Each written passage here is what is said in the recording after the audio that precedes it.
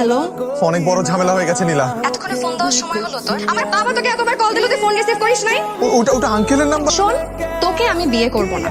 তোকে সামনে আমি পেয়ে নেই, তোর পিঠে চামড়া বের করে আমি আমার হাজবেন্ডের ওয়ালেট বানাবো। আমি আমার বাবাকে বলে দিয়েছি আজকে ওই ডাক্তার সাহেবকে আসতে। তোর সাথে আমার আর কোনো সম্পর্ক নেই, তুই আমাকে আর ফোন দিবি না। তৈয়ব গাড়ি থামান। এই কি সমস্যা? গাড়ি থেকে নামলি কেন? বাবা, আমি কোথাও যাব না। আমি যাব নীলাদের বাড়িতে এবং আমার সাথে তোমরাও যাবে। নীলাদের বাড়িতে যদি আজকে আমি না যাই তাহলে আমার সর্বনাশ হয়ে যাবে। ওর বিয়ে করার এখন যোগ্যতাই পাই। আমার একটা ভালো কোম্পানিতে চাকরি পাওয়ার যোগ্যতা হয়েছে, কিন্তু আমার বিয়ে করার যোগ্যতা হয়নি। বিয়ে করতে কি অনেক যোগ্যতা লাগে? ভাই সাহেব, সরি আমাদের আসতে একটু দেরি হয়ে। বাহ, বেশ মানিয়েছে দুজন। আমার ছোট ছিল আর আপনার মেয়ে নীলা দুজনকে অনেক আগে থেকেই চেনে জানে, তারপর ওদের ভালোবাসা তৈরি হয়। আমার মেয়েটাও তো আপনার ছেলে খুবই পছন্দ করে।